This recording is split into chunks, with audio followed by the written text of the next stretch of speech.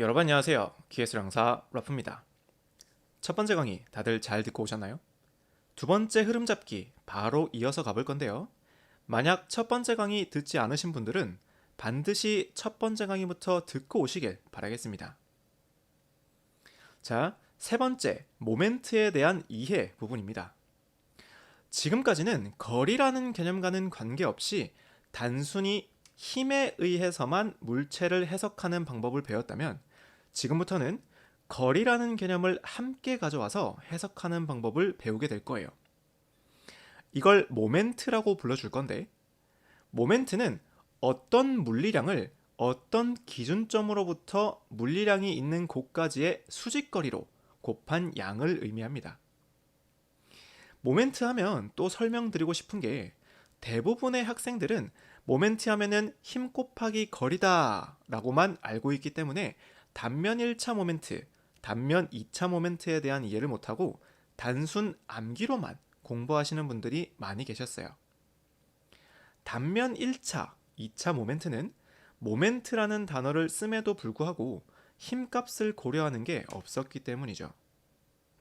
하지만 모멘트는 힘만이 아니라 어떤 물리량도 가능하기 때문에 여기서는 면적 물리량을 사용해서 1차, 2차 단면 모멘트를 해석한다. 이렇게 이해하시면 됩니다. 이 개념을 알고 모멘트를 접근하셔야 훨씬 이해하기 쉬우실 거예요.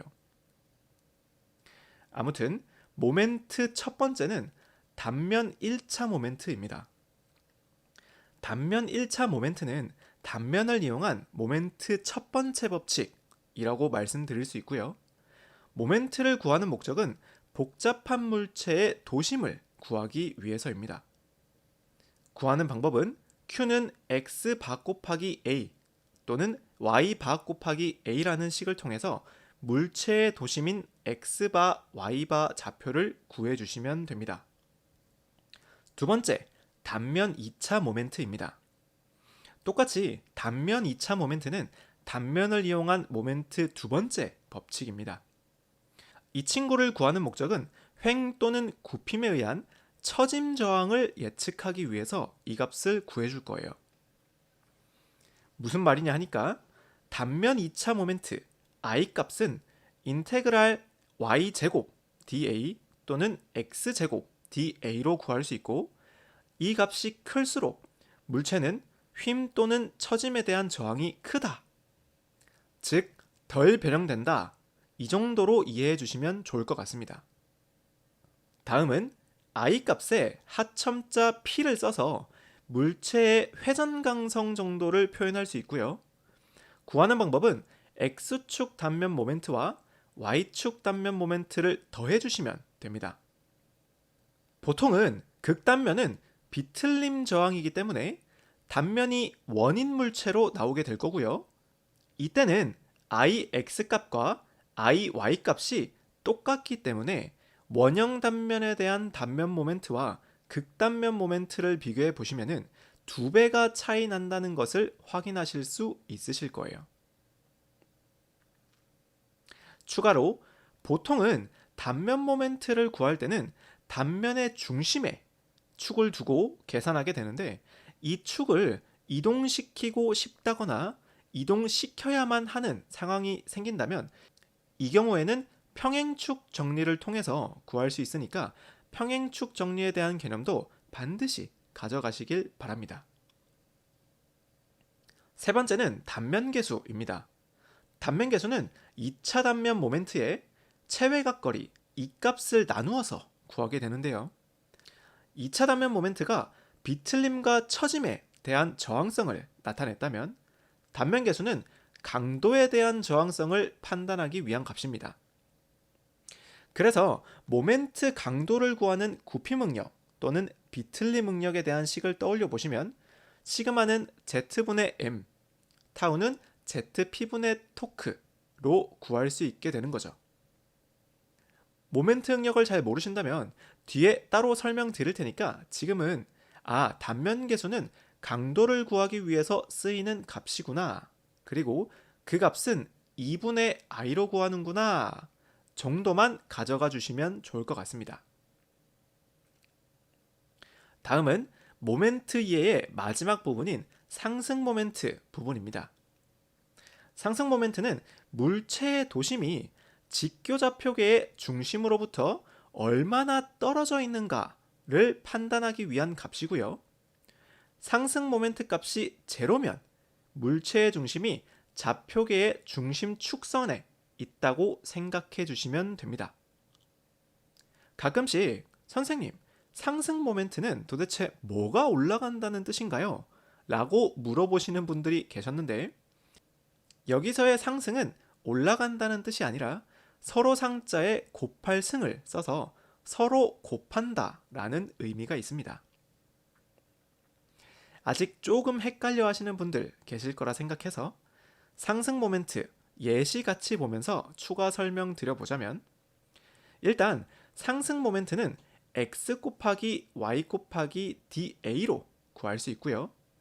이때 x는 물체의 x좌표 중심으로부터 0점까지의 거리 6 하면 될 거고요. 마찬가지로 y는 3 플러스 2 해서 5 하면 될 거고, da는 8 곱하기 4, 그래서 전부 다 곱해주시면 960이라는 값이 나오게 됩니다. 이 값은 중심으로부터 960cm 내제곱만큼 떨어져 있다 라는 뜻을 나타내는 게 아니고요. 단순히 중심으로부터 어느 정도 떨어져 있구나 하는 정도로만 분석이 가능합니다. 물론 다른 물체와의 상승 모멘트 값을 비교한다면 누가 더 멀리 떨어져 있는지 정도는 비교가 가능하겠네요. 자, 기본적인 모멘트에 대한 이해를 공부하셨다면 다음은 여러분들이 아시는 힘 곱하기 거리 모멘트로 넘어가 보겠습니다. 처음은 비틀림 모멘트, 토크입니다. 비틀림 단원에서는 4가지만 기억하고 계시면 됩니다. 첫 번째는 토크 T를 구하는 방법, 힘 곱하기 2분의 D로 구하시면 되고요.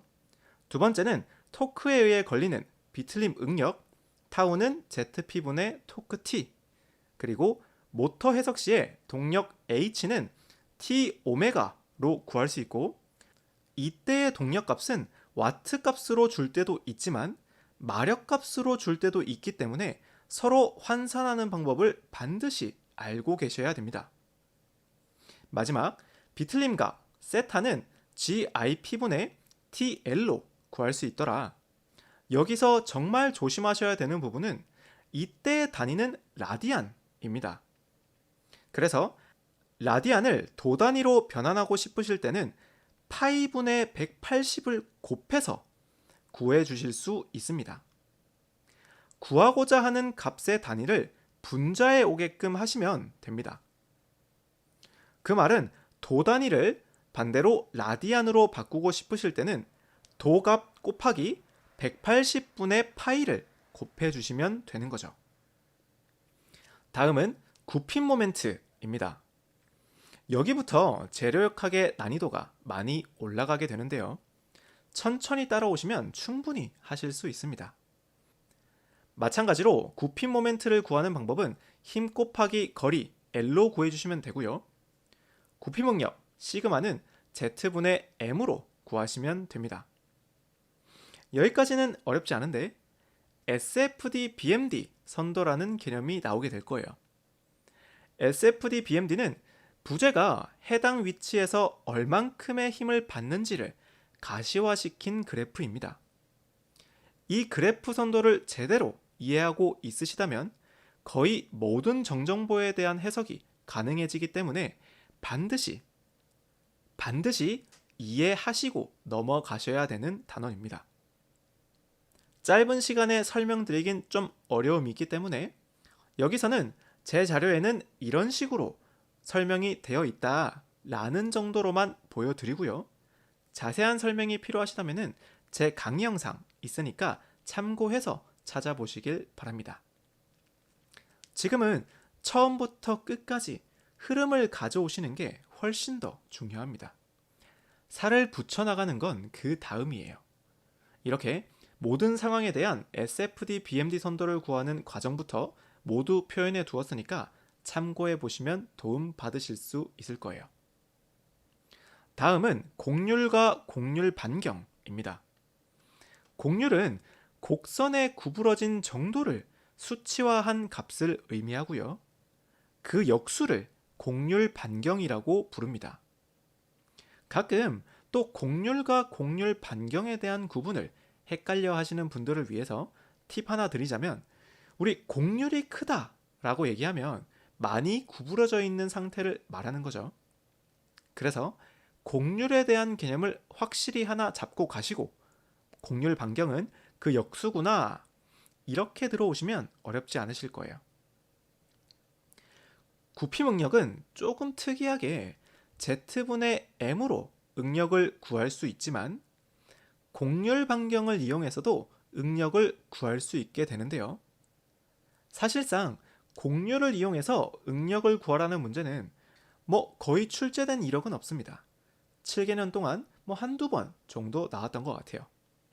하지만 이 개념을 이용해서 처짐을 해석하는 방법 중에 하나인 미분 방정식을 유도하게 될 거예요. 재료역학에서 가장 어려운 부분 중에 하나라고 말씀드릴 수 있고요.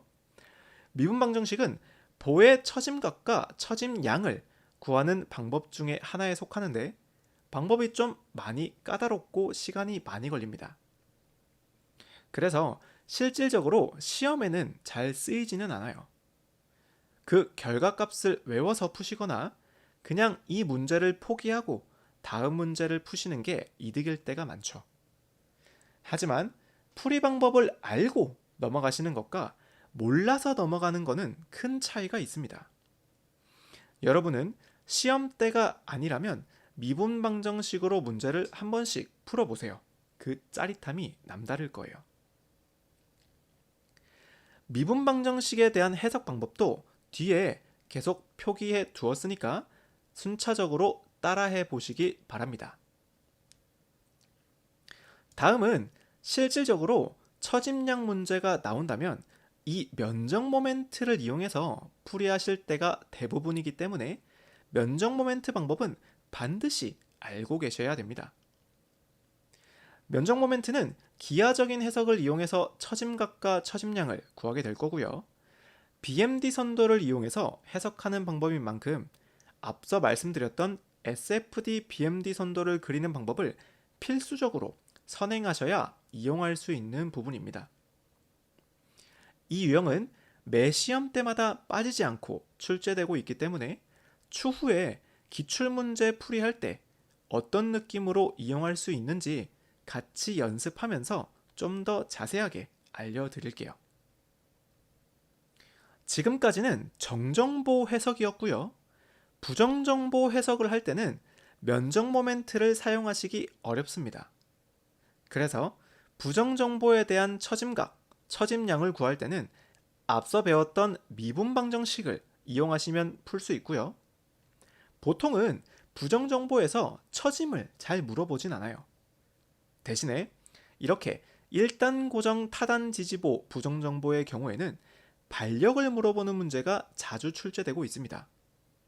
이 유형은 문제 접근 방법을 알고 계셔야 되는데, 바로 지지점에서의 처짐은 0이다. 이거를 이용하는 거예요. 지지점이 지탱하고 있으니까 당연히 처짐은 없겠죠.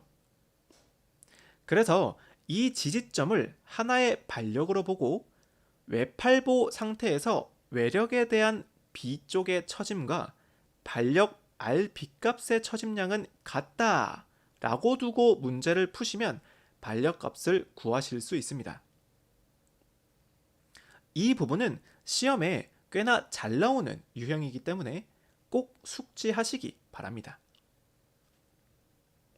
다음은 수평 전단 응력입니다. 보통은 전단 응력이라는 말 때문에 전단 하중이 외력으로 발생하는 경우를 떠올리시지만, 실질적으로는 굽힘이 발생할 때 걸리는 전단 응력을 수평 전단 응력이라고 합니다. 우리 두꺼운 책을 구부린다고 생각했을 때 책 한 장 한 장 사이가 삐져나오면서 걸리는 응력이 수평 전단 응력이구나 라고 받아들이시면 좋을 것 같습니다. 구하는 방법은 타우는 BI분의 PQ로 구할 수 있고요. 단면이 사각단면일 경우에는 최대 수평 전달 능력은 2a분의 3p, 단면이 원형일 경우에는 3a분의 4p로 구할 수 있습니다. 자, 다 와갑니다. 지금까지는 누워있는 보에 대한 굽힘을 해석했다면 지금부터는 세워져 있는 기둥에 대한 굽힘을 해석해 보게 될 거예요.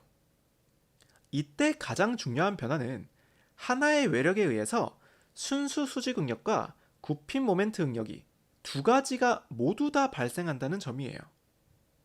그래서 기둥에서의 응력을 구할 때는 반드시 시그마 1과 시그마 2 모두를 구해서 더해 주셔야 됩니다. 구하는 방법은 똑같기 때문에 따로 설명을 드릴 필요는 없을 것 같고요. 여기서 많은 분들이 어려워하시는 부분은 모멘트 응력 시그마 2를 구할 때 도대체 어디가 B고 어디가 H인지 구분을 잘 못하시더라고요. 하나도 어렵지 않습니다. H 값은 편심하중이 속한 축과 평행한 값이 H다 라고 생각하시면 됩니다. 무슨 말이냐 하니까 이 그림 보시면은 하중이 이렇게 편심되어 있죠. 그럼 이때의 하중이 속한 축은 이 파란색 축이니까 단면에서의 이 축과 평행한 여기 부분이 H, 여기 부분이 B 값이 되는 거죠. 처음 보시면은 저게 뭐지? 라고 생각이 드실 수도 있는데 문제 푸시면서 계속 숙달해 보시면 금방 이해되실 거예요. 다음은 굽힘 모멘트의 마지막 부분인 자굴 현상입니다. 자굴 현상이란 기둥이 어느 정도의 압축 하중을 받게 되면 기둥이 굽어져 버리는 자굴 현상이 발생합니다. 이는 일반적인 수직 응력과는 조금 다르게 생각해 주셔야 되는 부분이에요. 그래서 실질적으로 설계를 하실 때는 수직 응력에 대한 시그마 값을 만족시킴과 동시에 자굴 응력을 동시에 만족시키도록 설계를 해주셔야 됩니다. 식은 어렵지 않으니까 따로 설명드리진 않을게요.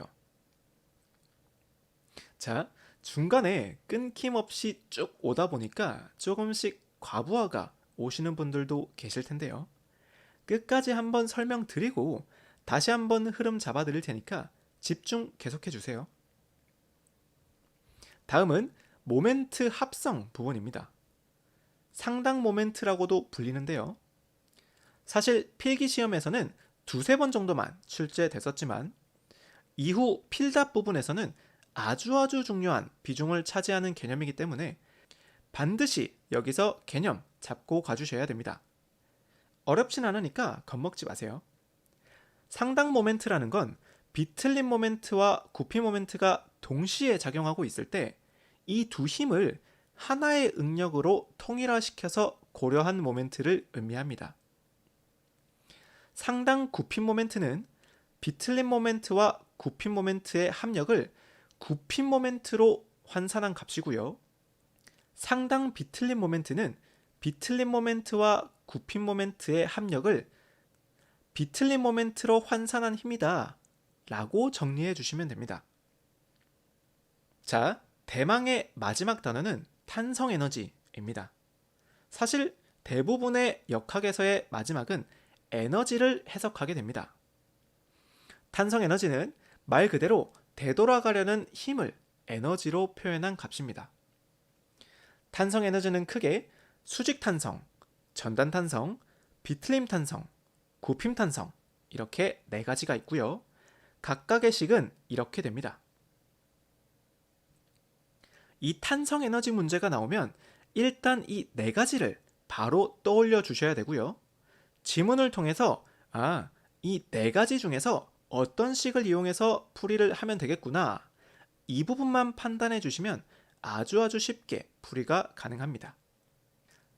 단 조심하셔야 될 거는 굽힘하중 시에 의한 탄성에너지를 구할 때는 적분을 통해서 구해야 하는 경우도 있기 때문에 이 부분만 조금 조심해 주시면 좋을 것 같아요. 자, 어떤가요? 여기까지 해서 재료역학 모든 단원의 흐름을 가져와 봤어요. 첫 번째 영상과 합치면 한 1시간 정도 설명드린 것 같은데요. 이 자료에 있는 내용만 모두 이해하신다면 기출문제 90% 이상은 모두 해결이 가능합니다. 그리고 사실 다들 아시겠지만 저는 일반 기계 기사를 강의하는 사람이긴 하지만 시험만을 위해서 자료를 만들지는 않습니다. 여러분들이 제대로 공부하실 수 있도록 방향을 잡아드리고 싶은 마음이 훨씬 더 커요. 이 부분만 이해하신다면 기사 자격증은 당연히 합격하시는 거예요. 전공자분들도 4년 동안 역학에 대해서 배우셨을 텐데 영상을 접하기 전에 과연 재료역학을 처음부터 끝까지 흐름을 가져올 수 있으셨는지 한번 생각해 보시기 바랍니다. 그리고 이 흐름을 먼저 알려드린 이유는 앞서 말씀드렸던 것처럼 평소에 출근하면서 휴식 시간에 화장실에서 공부 첫 시작 전에 자기 전에 틈틈이 언제든 처음부터 끝까지 자료와 똑같은 흐름을 써보는 연습을 계속해서 해보세요. 그러면 머릿속에서 정리도 훨씬 잘 될 거고요. 여러분들이 어디가 막히는지 어디가 잘 되는지 가시적으로 확인이 가능하기 때문에 이후에 어떤 부분을 집중적으로 공부해야 되는지까지 방향성이 쉽게 잡히시게 될 거예요. 해드리고 싶은 말은 너무 많지만 그럼 불필요한 강의 시간만 늘어날 것 같기 때문에 이쯤 하고요. 마지막으로 처음부터 끝까지 흐름 가져오면서 영상 마무리 해보도록 할게요. 단 지금 잡아드리는 흐름은 시간 관계상 조금 간단하게 하고 넘어갈 거니까 참고해 주시고요.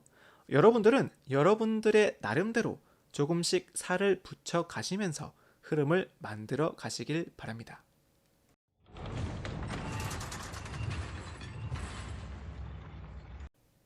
재료역학은 정제한 물체에 작용하는 힘과 변형을 연구하는 학문이고 정하중은 수직하중과 전단하중으로 나눌 수 있었다.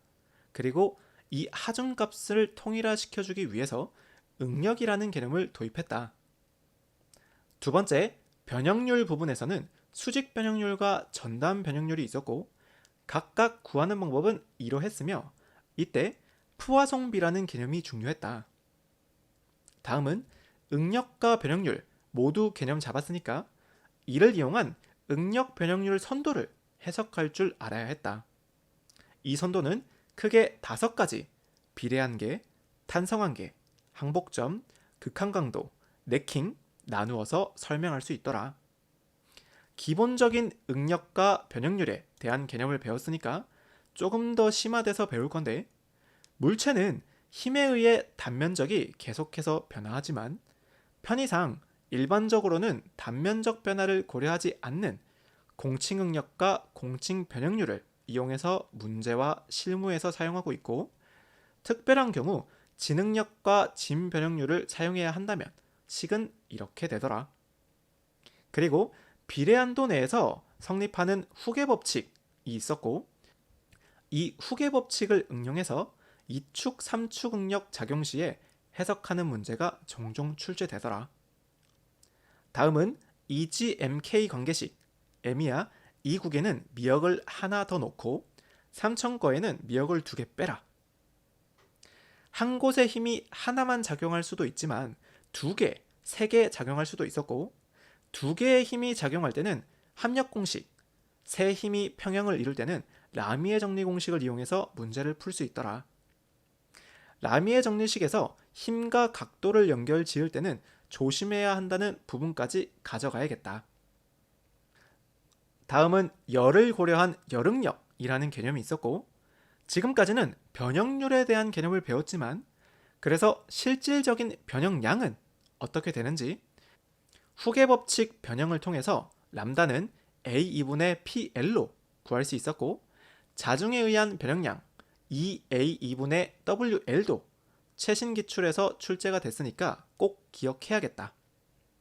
또한 직렬조합 시에는 전체 변형량을 물어보며 이때는 각각의 변형량을 더해서 구해주면 되고 병렬조합 시에는 변형량이 같다라는 걸 이용해서 각 소재에 걸리는 응력을 구할 수 있어야 됐다. 다음은 내압 원통인데 크게 원주 방향 응력 2T분의 PD로 구할 수 있었고 축 방향 응력 4T분의 PD로 구할 수 있더라. 여기서 원주 방향 응력이 축 방향 응력보다 더 크기 때문에 내압 원통 설계 시에는 2T분의 PD를 이용해서 설계를 해야 했더라. 2단원의 마지막 모원은 원을 이용해서 소재에 걸리는 작용력 뿐만 아니라 변형률, 더 나아가서 스트레인 로제트까지 해석해 줄 수 있었고 시험에는 빠지지 않고 나오는 부분이기 때문에 반드시 이해가 필요하다.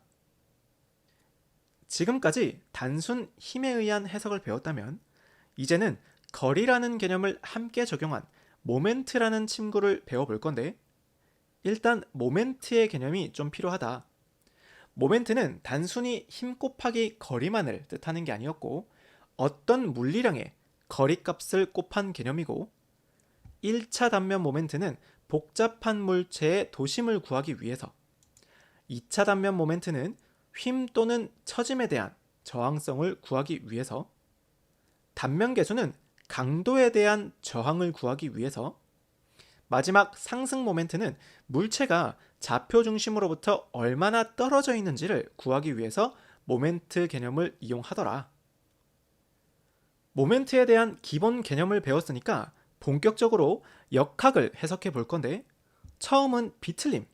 비틀림은 4가지만 이해하면 됐었다. 첫 번째 토크를 구하는 방법, 두 번째 비틀림 응력을 구하는 방법, 세 번째 동력을 구하는 방법, 이때는 마력과 와트 환산을 할 수 있어야 한다고 했고 네 번째 비틀림 각 구하는 방법, 이렇게 4가지가 있더라. 다음은 굽힘 모멘트인데 기본적으로 굽힘 응력은 Z분의 모멘트 M으로 구할 수 있었고 굽힘 해석 시에는 SFD, BMD 선도 해석이 정말 중요했다. 반드시 하는 방법을 익혀두자.